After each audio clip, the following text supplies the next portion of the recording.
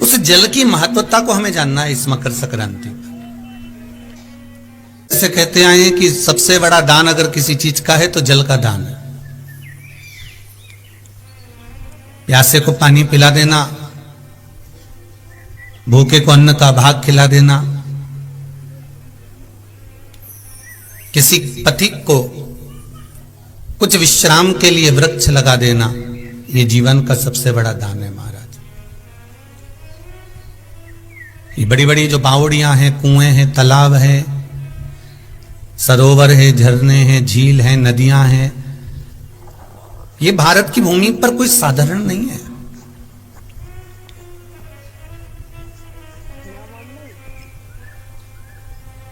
जहां जहां भगवान विराजमान है वहां वहां पर कुछ ना कुछ कुआं होगा, बावड़ी होगी, तालाब होगा, नदी होगी, सरोवर होगा, कुंड होगा, कुछ झीलें होंगी, कुछ नदियां होंगी। इन नदियों का, इन तालाब का, इन बावड़ियों का, इन कुंडों का बड़ा महत्व रहा है।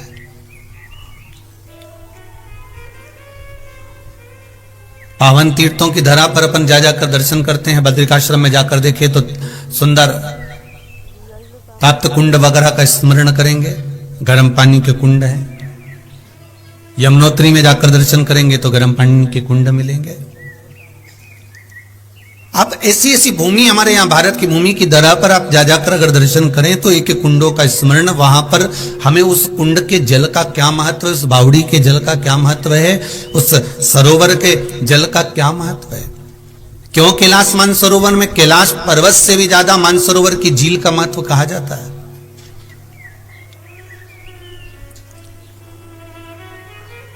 दर्शन करने वाला जीव, भगवान के मंदिर जाने वाला जीव, जो परमात्मा के दरवाजे पर भगवान के मंदिर में जाते हैं, दर्शन करते हैं, तो मंदिर में दर्शन करते समय ब्राह्मण देवता भी उनकी हाथ की अंजलि में चरणों तक दे देता है।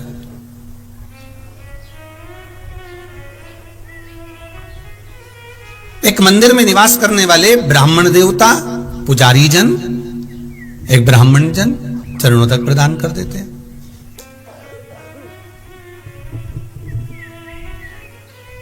एक पुजारी जन चरणों तक दे देते हैं। महाराज जरा विचार करिएगा कि क्यों, और कहते भी हैं साथ में अकाल मृत्यु हरणम। आपकी अगर काल मंडरा रहा हो, रोग अगर सता रहा हो, बीमारियां अगर ग्रसित कर रही हो, तो आप मंदिर में जाकर जो चरणोदक लेते हो, जो चरणामृत लेते हो, मंदिर में जाकर जो चरणोदक ग्रहण करते हो, वो हमारी व्याधियों को, हमारे दुख को, हमारी अकाल मृत्यु का वो हरण कर लेता है। किसी भी मंदिर में गए आप, ब्राह्मण जन मिले, आपको तुलसी का दल दिया उन्होंने और आपको चरणोदक दिया। चने की दाल जब हम दान करते हैं तो स्वर्ण के बराबर दान का, प्रॉपर्टी के बराबर दान का लाभ जीव को प्राप्त होता है। आज भी नारायण के मंदिर में, बद्रिकाश्रम में 41 दाने चने की दाल के देने पर, आपको 41 तो गिनता नहीं, इसलिए पोटली में बांध कर ले जाता है। कितनी भी विषम परिस्थिति आ जाए, कितनी भी विषम, उस विषम परिस्थिति में केवल एक नारी, उस विषम परिस्थिति में केवल एक स्त्री, उस विषम परिस्थिति में एक स्त्री, एक नारी एक ऐसी होती है जो उस विषम परिस्थिति में, चाहे वो आपके घर की माँ हो, आपके घर की बहन हो, आपके घर की बेटी हो, आपके घर की धर्म पत्नी हो, आपके घर की बुआ हो, आपके घर की काकी हो, आपके घर की नानी हो, आपके घर की दादी हो, कोई भी आपकी विषम परिस्थिति में, जब सामने विषम परिस्थिति आकर खड़ी होती है, उस जगह पर अगर कोई मार्ग ना सूझे, उस जगह पर अगर कोई मार्ग ना मिले, कोई मार्ग आपकी बुद्धि में आई ना रहा हो, तब घर की नारी के पास में, घर की स्त्री के पास में 5 मिनट बैठो और उनसे अपने मन की बात कहो, जरूर कोई ना कोई हल निकल कर सामने आ ही जाता है। कोई ना कोई हल जरूर आए, कोई ना कोई हल आपके सम्मुख में निकल कर आएगा। और एक और बात अपने स्मरण में लीजिएगा, अगर आप घर की स्त्री को अपनी कोई बात नहीं बता सकते, घर की नारी को अपने हृदय की बात नहीं बता सकते, और विषम परिस्थिति में फंसे हुए, बहुत विषम परिस्थिति, तो अशोक सुंदरी का जो स्थान होता है, देखिए थोड़ा ध्यान दीजिएगा, आप लोग एलईडी पर भी ध्यान देना और आस्था चैनल पर भी ध्यान देना। तो किस स्थान पर हम अपनी विषम परिस्थिति में अगर उसे स्पर्श कर लें, विषम परिस्थिति में अगर कोई तकलीफ की घड़ी चल रही है, तो हमारा मात्र स्पर्श और थोड़ी देर वहां स्पर्श कर कर अपने मन की बात को कह देने पर भी हमारी समस्या, हमारा दुख समाप्त होता है। जैसे ये शिवलिंग है, ये जलाधारी है और सामने अशोक सुंदरी का स्थान। अब ये सामने जैसे अशोक सुंदरी का जो स्थान होता है, उस अशोक सुंदर वाली स्थान पर अपने हाथ, सीधे हाथ की 3 उंगलियां, मात्र 3 उंगलियां आप अगर स्पर्श करें और पंचाक्षर मंत्र नमः शिवाय, षडाक्षर मंत्र ओम नमः शिवाय या श्री शिवाय नमस्तुभ्यम का मात्र स्मरण करते रहे और कुछ देर उस स्पर्श करी हुई उंगली को थोड़ी देर रखने के बाद अपने हृदय से लगा के अपने मन की बात कहकर, भले आपने जल चढ़ाया नहीं चढ़ाया और अपने घर को लौट कर आ जाएं, वो विषम परिस्थिति टल ही जाती है, उसका समय का दुख तकलीफ नष्ट हो ही जाता है।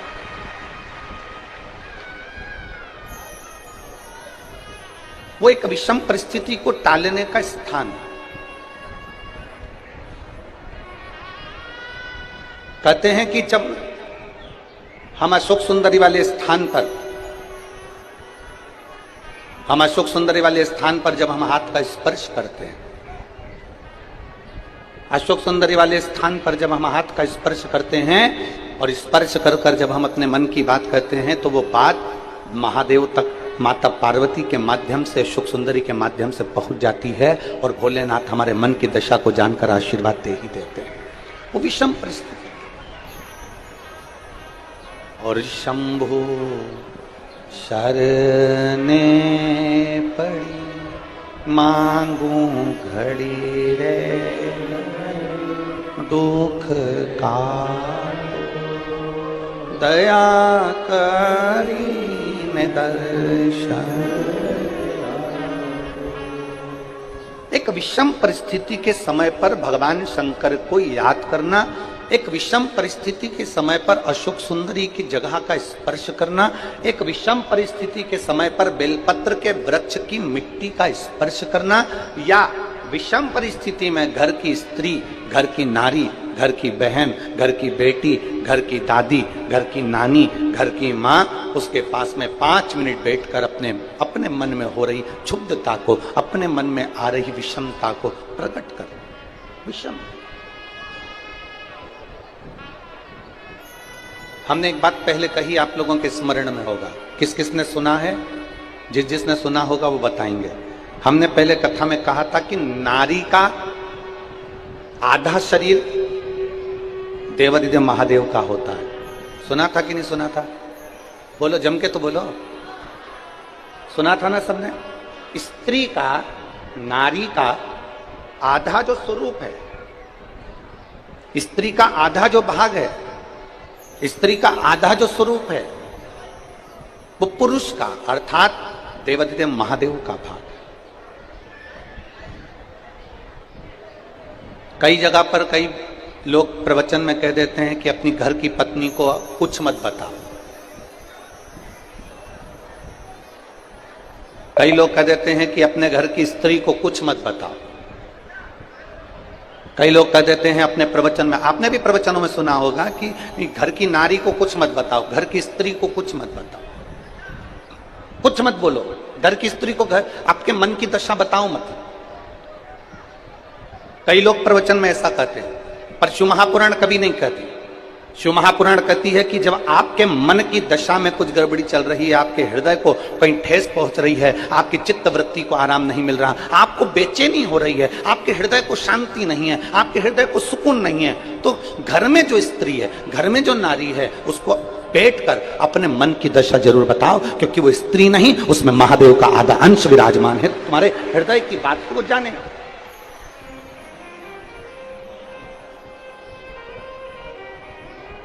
आपके हृदय की मनोदशा को वो पहचाने, आपके हृदय की बात को वो जानने का प्रयास करे। होते तो बच्चे भी वैसे ही उत्पन्न होते चले जाते, क्योंकि जीवित से प्रेम नहीं करा, तुमने निर्जीव से प्रेम करा।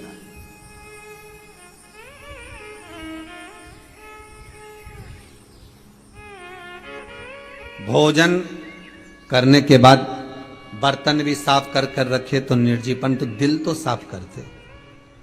सास से, पति से, पत्नी से, भाई से, बंधु से, कुटुंब कबीले से, रिश्तेदारों से, नातेदारों से, अपनों से, बच्चों से, बच्चों के माता पिता आदि, एक दूसरे से प्रेम की वाणी तो बोलते।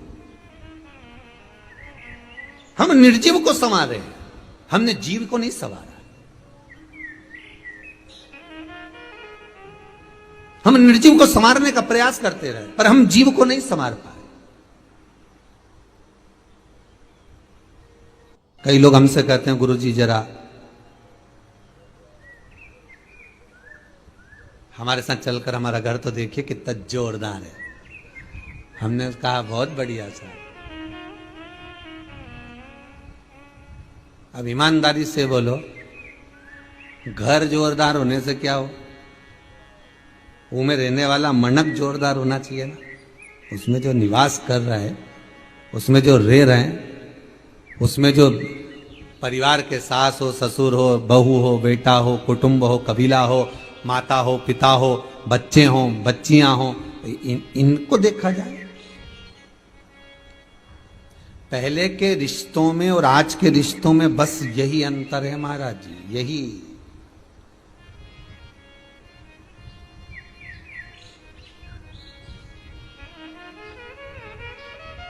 यही है।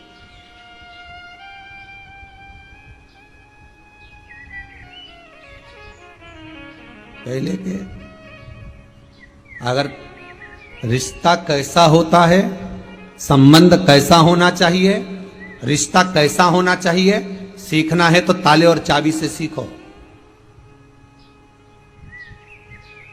संबंध अगर देखना है तो ताला चाबी, तुम रोज घर में ताला लगाते हो, रोज चाबी लेकर कमरे में जाते हो, रोज पर्स में डालकर चाबी लेकर जाते हो, रोज जेब में डालकर चाबी लेकर जाते हो, कहीं ना कहीं तो लगाते होगे, दुकान में लगाते हो, साइकिल में लगाते होगे, गाड़ी में लगाते होगे, ताला तो लगाते होगे। तो अगर संबंध सीखना है, रिश्तेदारी सीखना है, संबंध कैसा होना चाहिए, अगर ये सीखना है तो एक बार ताला और चाबी से सीखिए। संबंध किसको कहते हैं, ये ताला चाबी बताएगा। टूट जाता है ताला, पर दूसरी चाबी से खुल नहीं पाता। चाबी वो ही लगती है जो उसमें लगती आई।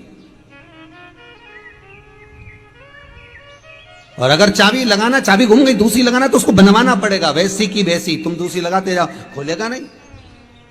संबंध ऐसा होना चाहिए कि किसी के कहने पर, भड़काने पर, शब्दों के संबोधन पर, आड़ा टेढ़ा बोलने पर, गलत सीख देने पर, वो कितनी चाबी लगाए पर ताला नहीं खुलना चाहिए। चाबी वही लगे जो श्रेष्ठ हो, चाबी वही लगे।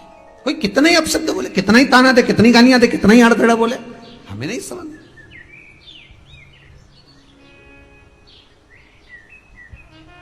ये शिव महापुराण की कथा यही कह रही है कि जीते जी तो कभी गंगा नहाने गया नहीं,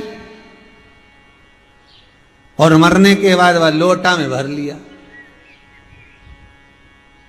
तो पूछा, ये लोटे में भर के कहां जा रहे हो? तो कि गंगा जी ले जा रहे। अच्छा, गंगा जी? हाँ। तो क्या ये जिंदा थी जब गई थी क्या? कि नहीं, हमारी अम्मा तो कहीं नहीं गई। हो ठीक है। ये मरा, जो मर गया, ये कभी गंगा जी गया था क्या? नहीं, ये दादाजी भी नहीं गए, कभी पिताजी भी नहीं गए। तो फिर तो कि उनकी अंतिम इच्छा थी। अच्छा, उनकी इच्छा ये थी कि भगवान ऐसी कृपा कर दे कि मेरी औलाद मुझे एक बार हरिद्वार नहा के लिया, एक बार गंगा जी नहा के लिया। और इनने क्या कहते हैं, उनकी अंतिम इच्छा थी कि गंगा जी जाना है। तो अंतिम इच्छा मतलब पूरी करो। एक बार जीते जी लेकर तो जाते। 1 रुपया भी अगर मंदिर में दान कर रहे हो एक रुपया भी अगर आप शिव महापुराण में दान कर रहे हो, एक रुपया भी अगर कुबेरेश्वर महादेव को दान दे रहे हो, एक रुपया भी आप अगर भगवान को दे रहे हो, तो इस व्यासपीठ ने पहले भी कहा, आज फिर कहते हैं, किसी से मांग कर मत देना, किसी से कर्जा लेकर मत देना। जब मेरा देव अधिदेव महादेव तुम्हारी झोली भर दे, तब दोनों हाथ में भर कर दे देना, मांग कर मत देना।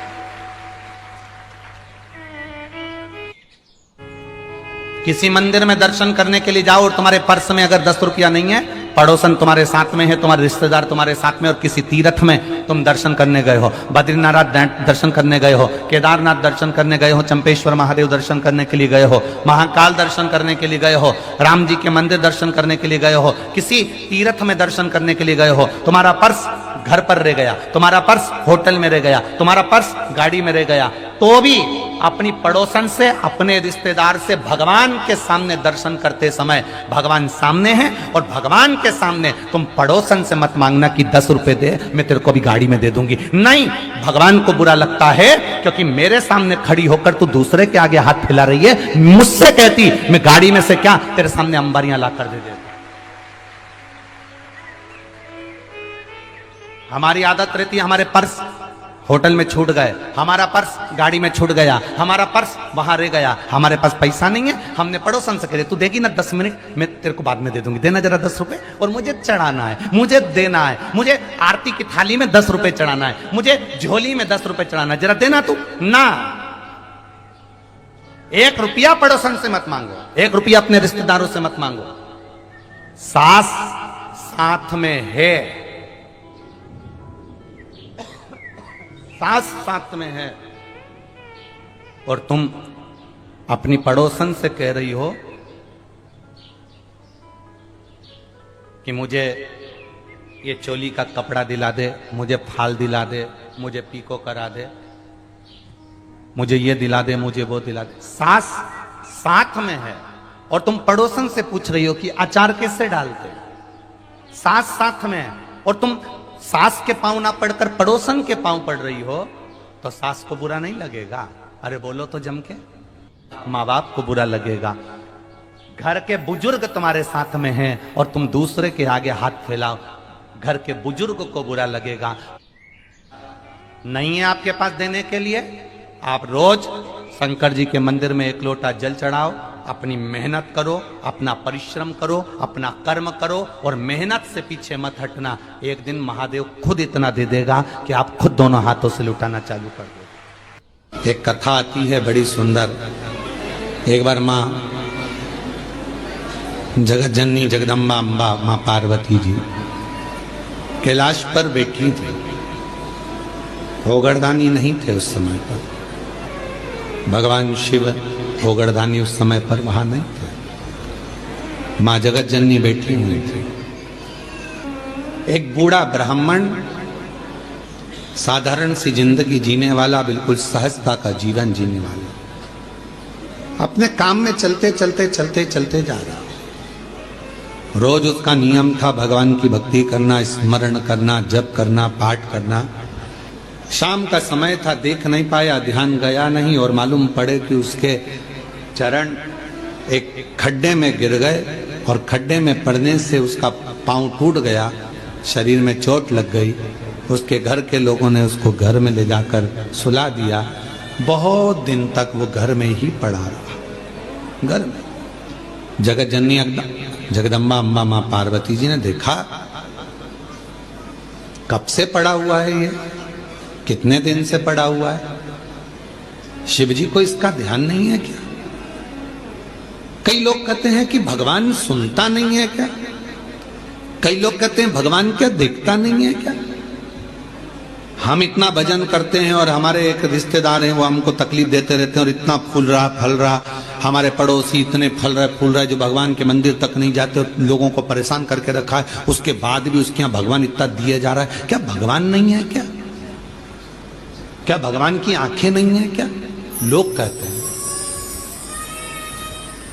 हम इतना तपस्या करें, भजन करें, कीर्तन करें और दुख भी हमें ही आ रहा है। और वो इतना कष्ट देने के बाद दुनिया के लोगों को चूसे जा रहा है, धन लिए जा रहा है, लिए जा रहा है, लिए जा रहा है। लोगों को कष्ट दिया जा रहा और उसके बाद भी फल फूल रहा, क्या भगवान नहीं है क्या? है तो फिर जो इतना दुनिया को कष्ट दे रहा है वो इतना फल फूल क्यों रहा है? उसका कारण आज का नहीं है, पूर्व का है। कोई पिछले जन्म का उसने अच्छा कर्म करा होगा तो आज उसको भगवान ने इतना गाड़ी बंगला सत्ता वैभव जायदाद सब पूर्व का करा होगा, आज भोग रहा है। और आज आने के बाद अगर वो बेकार कर्म कर रहा है तो एक जन्म नहीं, ना जाने कितने जन्म भोगेगा। और तू आज अच्छा कर रहा है, दुख मत मना। तूने पूर्व में कोई गलत कर्म करा होगा तो आज तेरे पास में ना थोड़ा धन कम है, वैभव कम है, सत्ता कम है, पर तेरे पास भजन तो ज्यादा है ना। भजन तू कर रहा है, शिव की आराधना कर रहा है, साधना कर रहा है, कर ले, अगला जन्म सवर जाएगा तेरा। फिर तुझे कोई जन्म नहीं लेना पड़ेगा, कोई जन्म, फिर तुझे कोई जन्म नहीं लेना। पार्वती जी की आंखों में जल भर गया कि कितना साधारण ब्राह्मण है और इतना इतना तप करने वाला, इतना साधना करने वाला, पूजन करने वाला, पांव टूट गया, शरीर टूट गया और पड़ा हुआ है। शिव जी का ध्यान नहीं है क्या? थोड़ी देर बाद भगवान शंकर आ गए, पार्वती जी उनसे रूठ कर बैठ गए। क्यों? क्योंकि भक्तों की दशा नहीं देखी गई, भक्तों की दशा नहीं देखी गई माता से, रूठ कर बैठ गए। शिव जी ने पार्वती जी से कहा, क्या बात है जगत जननी, तुम आज रूठी हुई सी दिखती हो? प्रभु आप इतने बड़े दयालु है, भगवान ने आपको 3-3 नेत्र दिए हैं, उसके बाद एक ब्राह्मण भक्त की दशा नहीं देखी जा रही तुमसे? जो रोज मंदिर जाता था, रोज भजन करता था, उसके पांव में चोट लग गई, कमर टूट गई, पांव टूट गया, वो पड़ा हुआ है पलंग पर, उसकी दशा नहीं देखी जा रही तुमसे? उसके पांव सही नहीं कर सकते, उसकी कमर सही नहीं कर सकते? शिव जी ने कहा, पार्वती कमर और पांव तो मैं एक बेलपत्र दूं उसको और खाएगा और वो ठीक हो जाएगा, पर मैं चाहता हूं कि थोड़ा समय वो पलंग पर पड़ा रहे, थोड़ा समय वो पलंग पर रहे, पलंग पर पड़ा रहे। हाँ, वो तुम्हारे को भज रहा है, तुम्हें जप रहा है, तुम्हारी आराधना कर रहा है और तुम कह रहे हो उसको पलंग पे पड़े रहने दो। हाँ पार्वती जी, उसको पड़े रहने दो। पार्वती जी नहीं मानी और पार्वती जी ने जाकर एक बूढ़ी का रूप रखकर उसको, पार्वती जी ने थोड़ा सा जल पिलाकर उसको पूरा स्वस्थ कर दिया। जैसे ही वो स्वस्थ हुआ, 4 दिन निकले, वो 4 दिन बाद निकल कर जा रहा था, वन से एक सिंह आ गया और शेर आकर उसको खा गया और उसका जीवन समाप्त हो गया। पार्वती जी ने कहा, जिसको मैंने ठीक करा था वो तो मर गया, मर गया, सिंह ने खा लिया, प्राण छूट गए उसके, वो मर गया।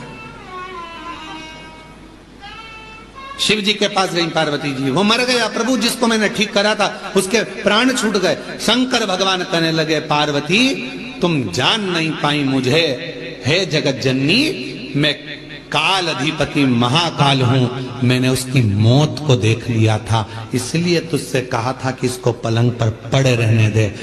ये पड़ा रहता, इसकी मौत टल जाती और ये ठीक होकर फिर अपने काम में लग जाता, पर तूने चलने नहीं।